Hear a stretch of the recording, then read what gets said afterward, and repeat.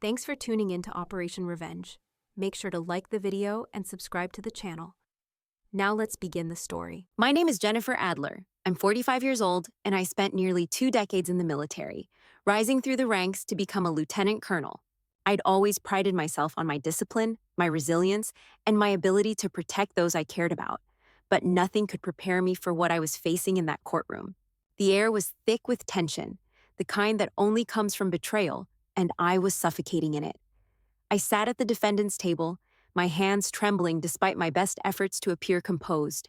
My brother Ethan was sitting across from me, his eyes cold and unblinking, while his wife Lena stared at me with a mix of disdain and smugness. They had filed a petition to have me declared legally insane. It didn't make sense, not one bit. Ethan, my own brother, the person I had always protected, was now trying to erase me from my own life. The military career I'd built, the life I had worked for, he was about to strip it all away. The courtroom buzzed with murmurs as Ethan's lawyer stood up, holding a psychiatric report in his hand. The man's voice was steady as he began reading from the document, claiming that I was dangerous, unstable, and not in control of my actions. "They're baseless lies," I muttered under my breath, but no one seemed to hear me. The lawyer read on, detailing the supposed evidence they had gathered. They showed doctored audio files, claiming to capture my voice in moments of rage. The most damning piece of evidence was a video of me pacing at a cemetery, my face drawn with grief. But the context wasn't explained. They twisted it. They had to. The soldier I had buried that day had been under my command. The guilt, the weight of it, was still too heavy to carry. And then there were the forged financial documents, a report claiming that I had sold my house, a place I had lived for years. But the truth was, I hadn't. My house was still mine. I glanced over at Lena, who was sitting next to Ethan. Her hand was resting on his, a sign of unity, but I could see the contempt in her eyes. She had always resented me. Always.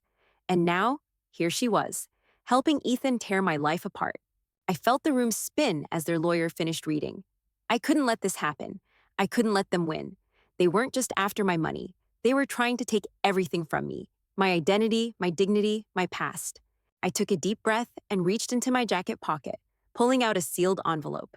The truth, the real truth, was inside that envelope. It was time to turn the tables. With a shaky hand, I stood up and approached the judge, handing over the envelope. The courtroom fell silent as the judge eyed it with curiosity. "Your Honor," I said, my voice steady but low, "this envelope contains the evidence that will expose everything." "The truth?" The judge nodded. His interest piqued. He tore open the seal, his eyes scanning the documents inside. And then, without a word, he motioned for a brief recess. I returned to my seat, my heart pounding. The next few minutes felt like hours, but I knew that what I had given him, what I had given this court, would change everything. The truth was on my side. As the judge called the recess, I looked at Ethan. He was sitting there, looking like he had already won. But I could see it in his eyes, the flicker of doubt. It was only a matter of time before everything unraveled. And when it did, I would finally take back control of my life. I would fight for everything they tried to take from me. The judge's gavel struck, and the courtroom erupted with murmurs, the tension palpable. I barely heard the whispers as I sat back down. I could feel Ethan's eyes on me, sharp with the calculation of someone who believed they were about to win. But I knew better. The judge motioned for silence as he carefully opened the sealed envelope I had handed him, his eyes skimming the documents inside. I could hear the rustling of paper, the soft shuffle of movements as everyone in the room waited, unsure of what would come next. Minutes dragged by, and then, just as the murmurs started to rise again, the courtroom doors swung open. A line of 12 Marines entered, their uniforms pristine, their boots echoing on the tile floor with a rhythm that was both authoritative and intimidating. I recognized the leader immediately, Captain McKinley, the man who had served under me in Afghanistan. He was still as sharp as ever, his eyes scanning the room with military precision. They didn't just walk in. They stood at attention in perfect formation. And without a word, Captain McKinley stepped forward, his voice carrying the weight of authority. "Captain Jennifer Adler," he said, his voice steady. "We are acting on direct orders from Central Command. Ethan Adler is under arrest for wire fraud, impersonating a federal officer, and tampering with military psychiatric records." There was a moment of stunned silence. Ethan's face twisted with disbelief, his mouth opening and closing like a fish gasping for air. He turned to Lena, but she was just as frozen, her eyes wide with shock. "What?" Ethan spat, his voice shaking with anger. "This is all bullshit. Jennifer's making this up. She's the one. She's the one who's lost it." But Captain McKinley didn't flinch. His expression was stoic as he stepped closer to Ethan. "The evidence has already been submitted," McKinley continued, his voice unwavering. "You are under arrest for the crimes committed against your sister and for the fraudulent activities tied to her military service records." Ethan scrambled to his feet, but it was too late. The Marines were already moving in. One of them, a younger man, reached for Ethan's arms. "No," Ethan snarled, struggling against the grip. "No, you can't. This is insane. This is a lie." But the evidence was undeniable, and the Marines were prepared. Within seconds, they had Ethan in handcuffs, the clinking of metal filling the room. He looked at me, his face twisted with rage. "You think this is over?" he hissed. "You think you've won?" I didn't say anything. I couldn't. All I could do was watch as the Marines escorted him out of the courtroom, his protests growing fainter with every step. The judge, who had been silent throughout the exchange, finally cleared his throat. "I trust this clears up some of the confusion," he said, his voice still tinged with disbelief. He looked down at the documents I had submitted. "Captain Adler, you are free to go. The court will reconvene shortly to address the full scope of this case." I nodded, my heart pounding. But for the first time in what felt like years, I wasn't afraid. The truth had been laid bare. Ethan's entire world, built on lies and manipulation, had just crumbled before him. As the door slammed shut behind them, I turned my attention to Lena. Her face was pale, her hands trembling as she sat frozen in her chair. She avoided my gaze, her eyes flicking nervously between the judge and the empty chair where Ethan had once sat. I leaned forward, my voice calm but firm. "You should have known better, Lena," I said. "You were complicit in all of it." She swallowed hard, her mouth opening and closing like she was searching for words. But she didn't speak. There was nothing left for her to say. For the first time in years, I felt the weight of the betrayal start to lift. The fight wasn't over. There would be more legal battles to come. But this was a victory. As I sat back in my chair, I knew this was just the beginning.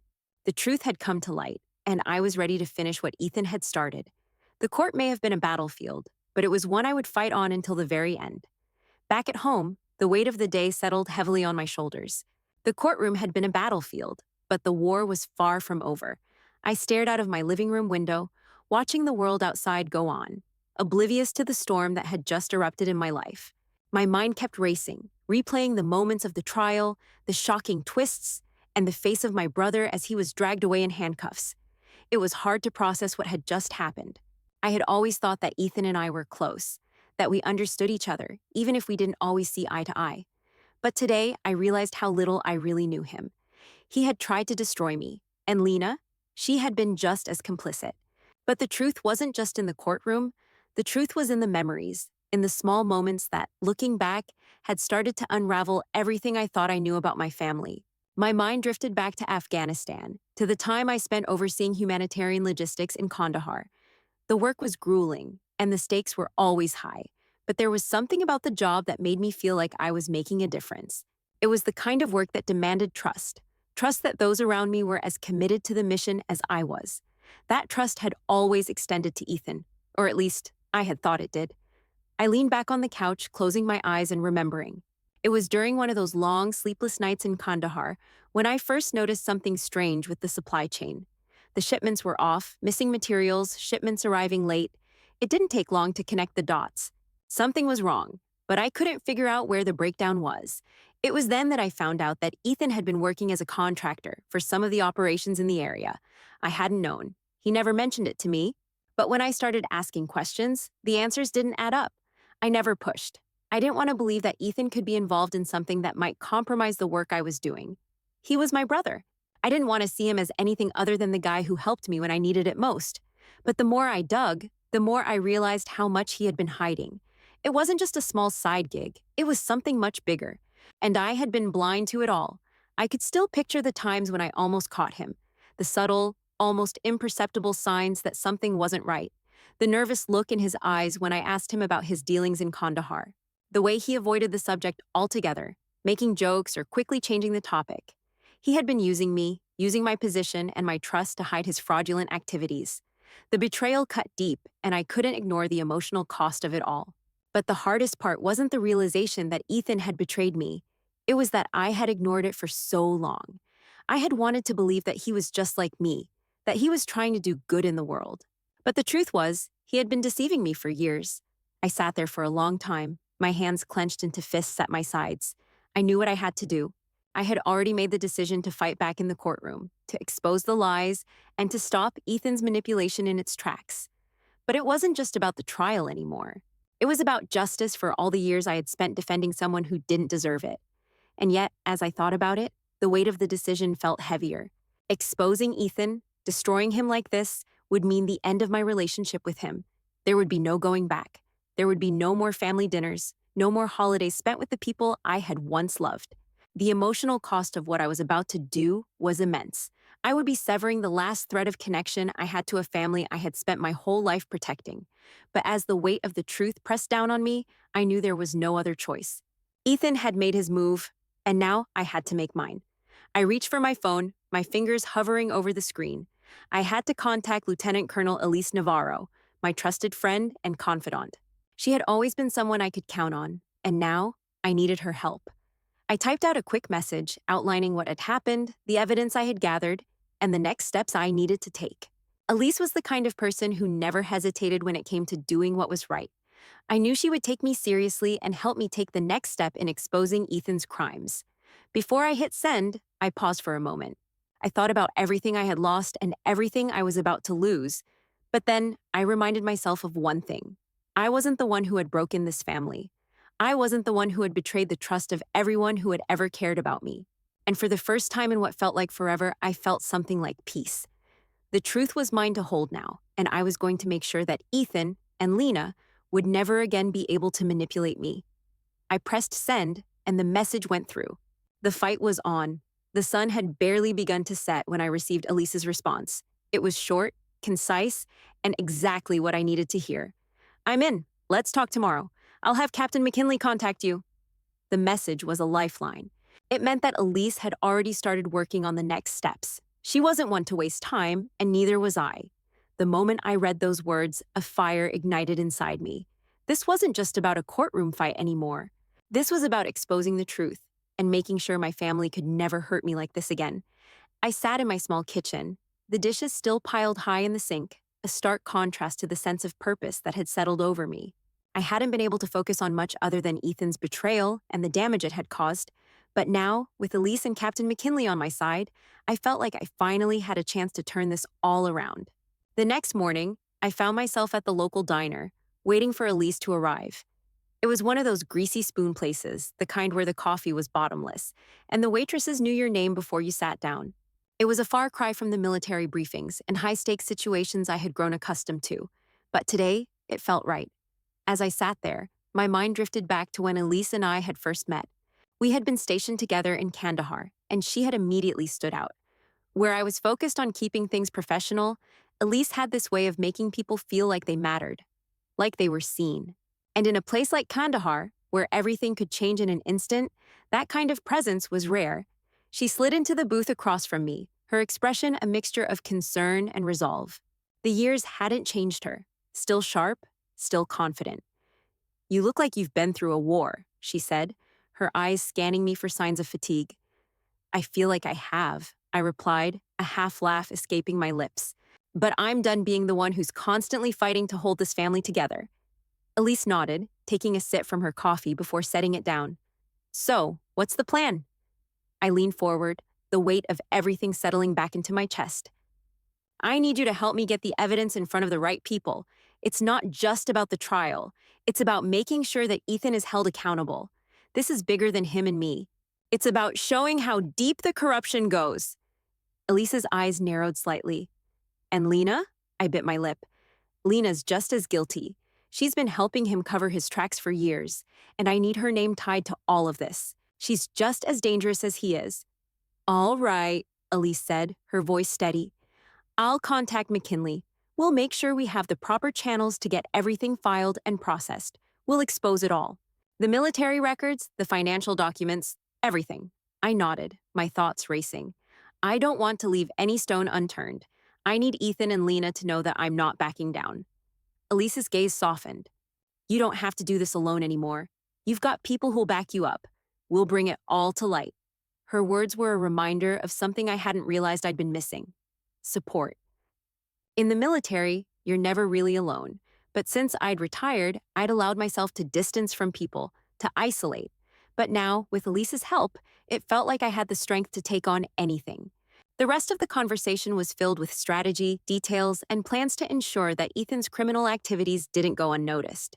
Elise outlined the next steps, detailing how we'd get the information into the hands of the Pentagon and the right legal authorities. The military wasn't just going to sit by while one of their own was dragged through the mud. As the meeting came to a close, Elise stood up, her usual calm demeanor replaced with a hint of determination. I'll get the ball rolling today. You just focus on staying strong. We've got this. I followed her out of the diner, the morning light hitting my face with an almost unnatural clarity. This was it, the moment I'd been waiting for. But as I walked to my car, the weight of the next step hit me like a ton of bricks.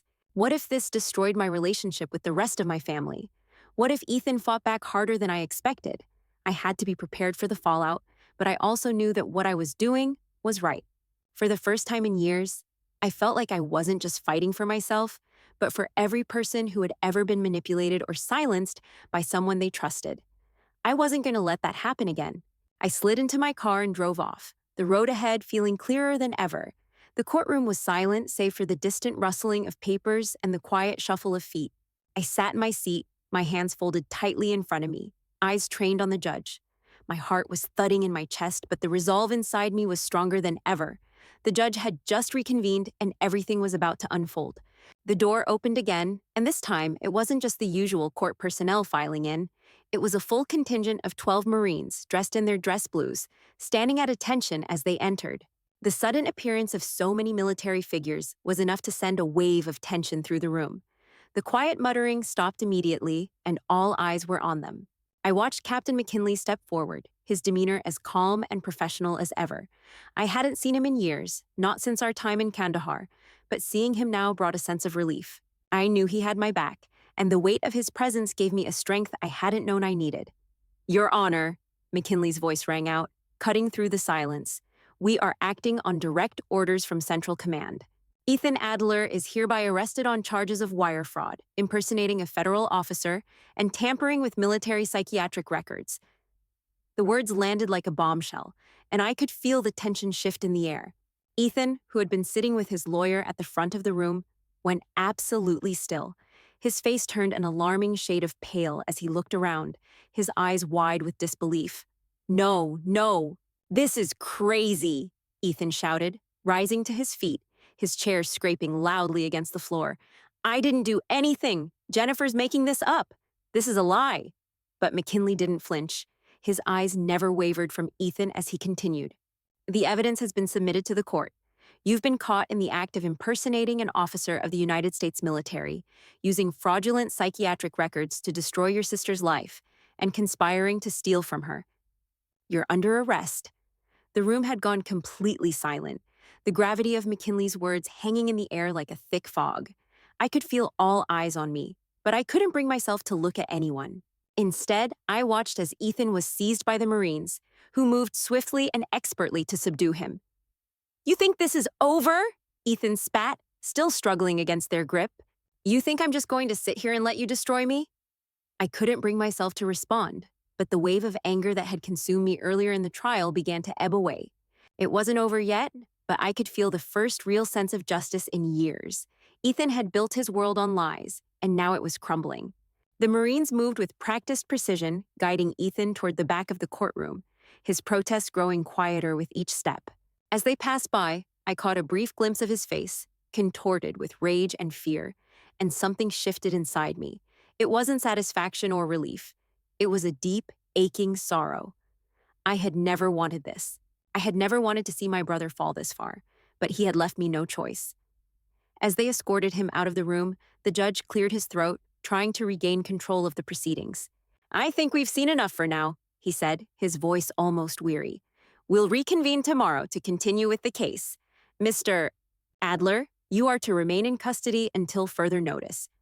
And just like that, the courtroom was alive with movement again, the energy shifting from disbelief to whispered speculation. But I didn't care about the gossip or the drama anymore. I had done what needed to be done. The truth had been exposed, and I had taken the first step in reclaiming my life. I stood up and walked out of the courtroom, my steps steady, my heart still heavy but no longer breaking. The fight wasn't over. There were still battles to face, but this was the moment that would define the rest of my life. As I stepped into the hallway, I found myself face to face with Lena, Ethan's wife. She stood frozen, her hands clasped together in front of her as if trying to hold herself together. "Jennifer," she said softly, her voice tight with emotion. I didn't know it would go this far." I stopped in my tracks and looked at her. "You knew," I said, my voice cold. "You knew exactly what was happening. You helped him do this." Lena shook her head, her eyes brimming with something like regret, but there was no apology in her expression. "I didn't think it would come to this. I didn't know he was going this far." "Don't make excuses," I said, the words tasting bitter on my tongue. "You could have stopped him, but you didn't, and now you're just as guilty." She opened her mouth to respond, but no words came out. She looked away, her face pale and stricken, as if she had just realized the weight of everything that had happened. I turned and walked away, my thoughts swirling. But one thing was clear. I was done. No more protecting them. No more hiding behind my own silence. The truth had been laid bare, and now I would see it through to the end. The rest of the day was a blur of phone calls, meetings, and plans. Elise and I had already begun the process of gathering the rest of the evidence, sifting through the financials, the manipulated records, and the lies Ethan had told to anyone who would listen. But as night fell, I sat alone in my living room, the weight of everything pressing down on me. Ethan might have been arrested, but the damage was already done. I had lost my family in one fell swoop, and nothing would ever be the same again. But I would make sure that justice was served, no matter the cost. The road ahead was uncertain, but for the first time in a long time, I felt like I was walking it on my own terms. The next few days passed in a blur. It was as if the world had shifted beneath my feet, and I was struggling to catch up. Ethan's arrest had caused ripples in the legal world, but in my personal life, it felt like the ground had crumbled completely. The silence in my house was deafening. For the first time in years, I didn't hear the familiar buzz of my phone. No calls from family, no messages asking for help. The weight of what I had done, of what had been done to me, hung over me like a storm cloud. Yet I knew I had made the right choice. Still, I couldn't shake the sense of loss. Even as I prepared to face Ethan in court again, the emotional toll of severing ties with my brother and with the family I had spent my life protecting was something I hadn't fully processed. There was no turning back now, and I wasn't sure if I was ready to embrace the consequences of what I had done. I was sitting at my kitchen table, sipping a cup of coffee, when my phone rang. It was a message from an unknown number.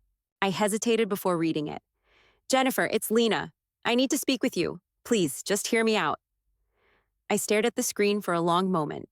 It wasn't surprising that Lena would reach out. After all, the consequences of Ethan's actions were starting to fall on her as well. But after everything that had happened, I couldn't decide whether to feel pity for her or anger. I hadn't been expecting this, but part of me knew it was coming. I had seen the fear in her eyes when she realized the full extent of what Ethan had done. But I wasn't sure if I was ready to listen to her excuses or empty apologies. With a deep breath, I typed a simple reply.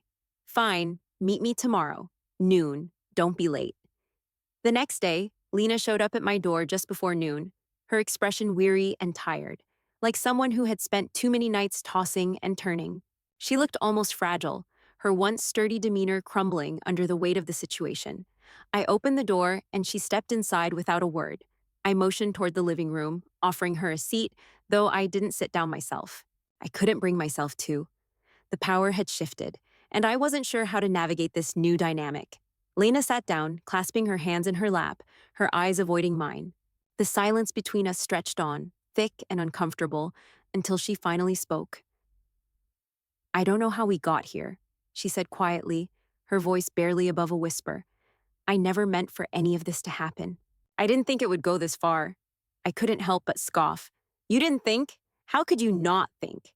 You saw what Ethan was doing. You saw the lies, the manipulation. You helped him cover it up." "I know," she said, her voice shaky now. "And I was wrong. But I was scared, Jennifer. I was scared of losing him, losing the life we'd built together. Her words hung in the air, and I felt a sharp pang of resentment. So you just let him tear apart my life, our lives, for the sake of keeping your own comfortable? Lena's eyes welled up with tears, and she wiped them quickly, not wanting to show weakness. I never meant for any of it to go this far. I thought I could fix things, that I could make him see reason, but when he told me about what he was doing to you, I didn't know what to do. I didn't want to lose him. My heart twisted in a strange mixture of anger and sympathy. I had always known that Lena was willing to do whatever it took to hold on to her own version of the perfect life. I had seen her sacrifice so much of herself to keep up appearances. But this was beyond anything I could have imagined. I'm sorry, she said finally, her voice breaking. I was weak. I should have stood up to him, stood by you. I just didn't know how to. I stood there for a long time, letting her words settle in my chest. Part of me wanted to forgive her, wanted to believe that she was genuinely remorseful, that maybe she had been manipulated too, but the damage had already been done.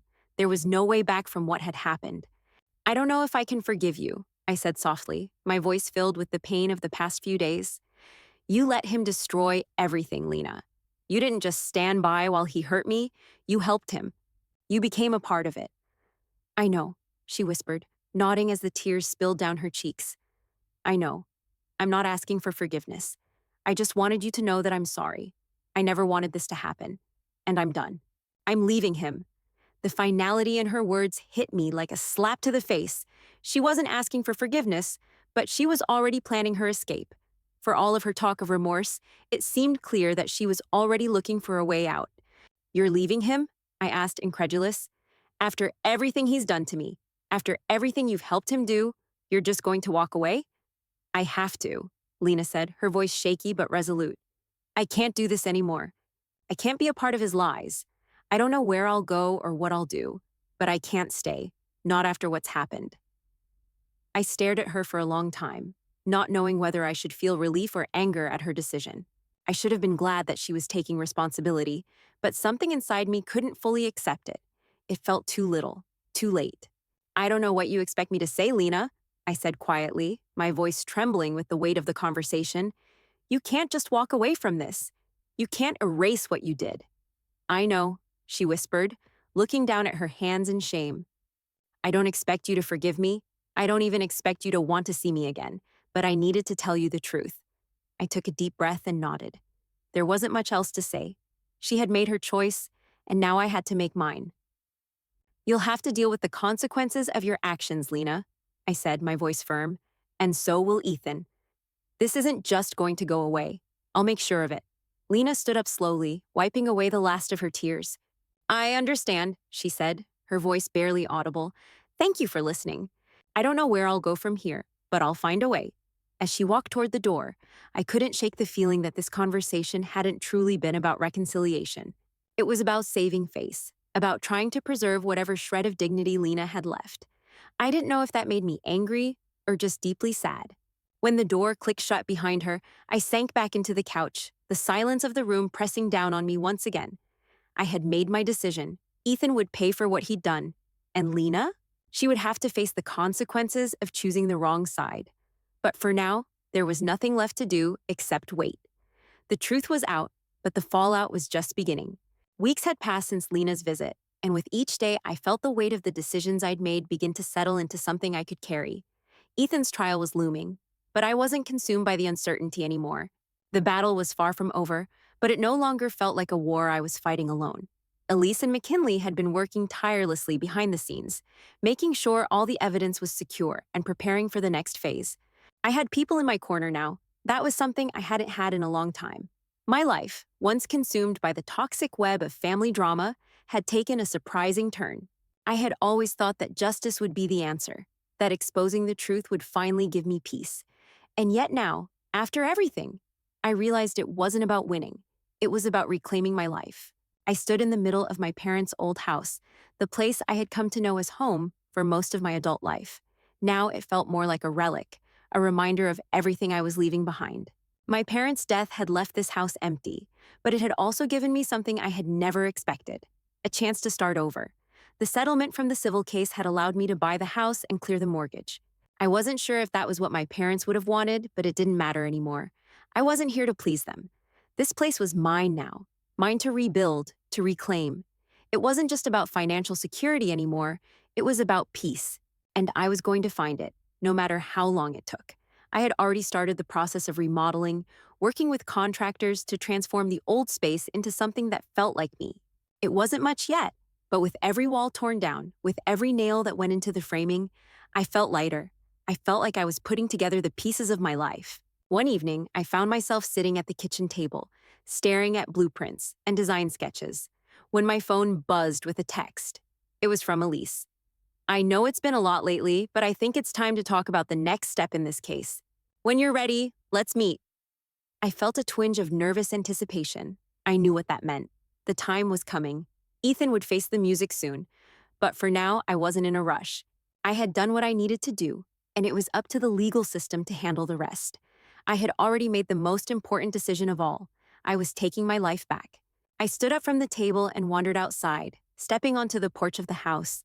The evening air was cool, the kind of crispness that felt like autumn was finally arriving, even though it was still a few weeks away. The sky was painted in hues of purple and orange as the sun began to set, casting long shadows across the yard. I leaned against the railing, breathing in the stillness, letting it fill me. I had spent so much of my life fighting for others, giving every last ounce of energy to people who had never truly appreciated me. But now, for the first time, I was living for myself. I had stopped talking to my family completely after Ethan's arrest. I knew they'd never apologize, never admit the damage they had done. They were too entrenched in their own sense of entitlement to ever truly understand.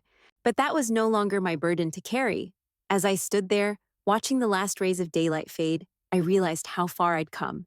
I had taken back my voice, my truth, and now I was building something new. The phone buzzed again, pulling me out of my thoughts. It was a voicemail from my old friend McKinley. I picked up the phone and listened to his voice, steady as always.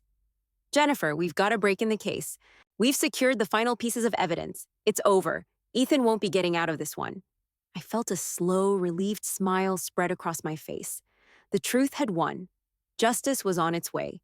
I didn't know what the future would hold, but for the first time in a long time, I didn't feel afraid. I was stronger than I had ever been, and I was ready to take control of my story, no matter where it led. Later that evening, I stood in front of a freshly renovated room, what would eventually become a veteran recovery center. The space was still bare, but it was starting to take shape. The plan was simple: create a safe place for veterans to heal, to find peace away from the chaos of the world. As I stood there, I realized this was what I had been working toward all along. This was my purpose: helping others find peace the way I was beginning to find it. The thought filled me with a quiet joy. I pulled out my phone and hit record, speaking into the camera with a calm, steady voice. To anyone out there who feels like they've been erased or forgotten, I want you to know, you're not alone. You don't have to stay silent. Your story matters, and it's never too late to take back control. I'm living proof of that. I paused for a moment, looking at the empty room before me.